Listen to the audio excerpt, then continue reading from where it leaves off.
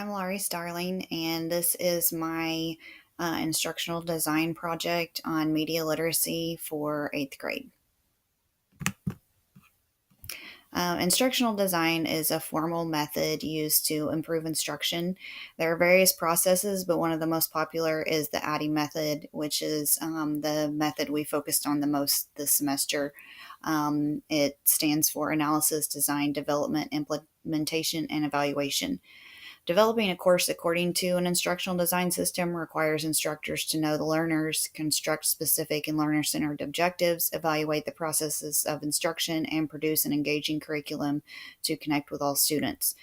Applying the methods learned in the class this semester, I expect to improve my instruction and design techniques.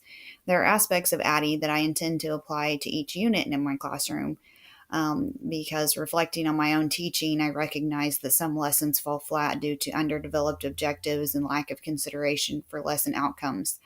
However, it's worth applying each step in the ADDIE process to ensure quality and relevancy when creating an extended unit or an entire course. At times, this semester was challenging because I had never heard of instructional design. However, the reading that helped me the most was the reading called Instructional Design, the ADDIE Approach by Branch. I felt that the strongest part of my design was the analysis portion, and I attribute it to that particular reading because it was easy to follow and apply. I would have liked to have seen readings like that for each step in the ADDIE process. Either way, I feel really proud of the unit that I designed. I feel I'm looking forward to using it in the future, and I feel like I worked really hard on each step of the process. So I created a media literacy design, and I did it because media literacy has the ability to have creative and engaging lessons. There are numerous resources available, flexible activities that fit all learning styles, and the current 8th grade media unit needed a major overhaul. The following presentation provides a brief overview of the media literacy design plan and a unit rationale for students, stakeholders, and administrators. Students may know how to use the internet, but consider themselves more technologically advanced than adults, but they seem to lack the necessary skills to evaluate media responsibly. What is media literacy?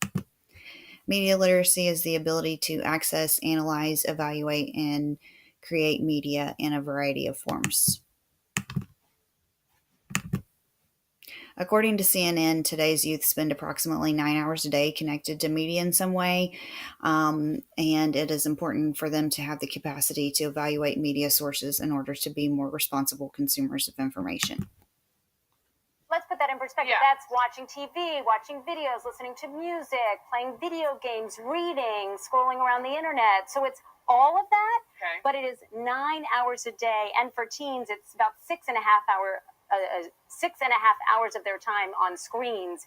So really what this report shows, Common Sense Media's founder says, it's like the digital transformation of childhood and adolescence is complete. They are now using screens and using media so much more than really maybe when we were kids. I know for me, every morning I always watch TV. When I'm doing my homework that maybe I'm a little bored of the topic, I have to listen to music to get motivated to do it. So kids in my generation have to do stuff like that. I don't speak for myself. And I know that I play video games with my friends, and I do that, I think, more than I actually get some sleep sometimes. I know. That I was saying in my piece. Moms, there 9 hours a day. That's more than teens typically sleep.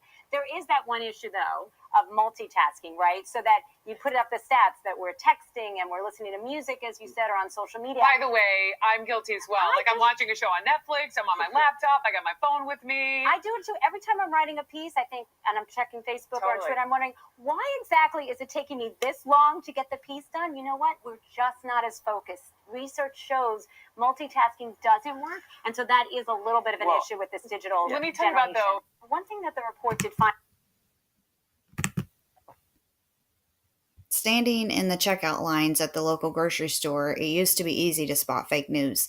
But today's fake news stories aren't veiled under newspapers like The Star, The National Enquirer, or The Onion. The internet has changed the way people get their news, and with so many sources to choose from, it is difficult to know which are legitimate. The idea of fake news is not new. People have claimed significant historical events have been fabricated as far back as the Holocaust or the United States landing on the moon and as recent as the Sandy Hook tragedy. Though these real events are part of our history, teens often question and even believe conspiracy theories, yet fail to recognize truly fake news. Besides fake news, propaganda can be difficult to spot unless you have been taught what it is and how to identify it. In order to learn to identify current propaganda, students must first learn to interpret historical propaganda. Commercials and print advertisements are another form of media students need to identify and evaluate. Various persuasive techniques are used in advertisements to encourage individuals to buy products. Knowing which techniques are being used and why help teens make informed and responsible choices concerning media and or purchases. At the end of the media literacy unit, students should be more aware of messages within all forms of media. They should also be able to evaluate media for persuasive techniques and even create their own messages. Through this unit, students will be prepared to think critically in high school and be responsible media consumers. Again, I'm happy with the way my presentation turned out, and I feel like the challenge level of the class overall was perfect.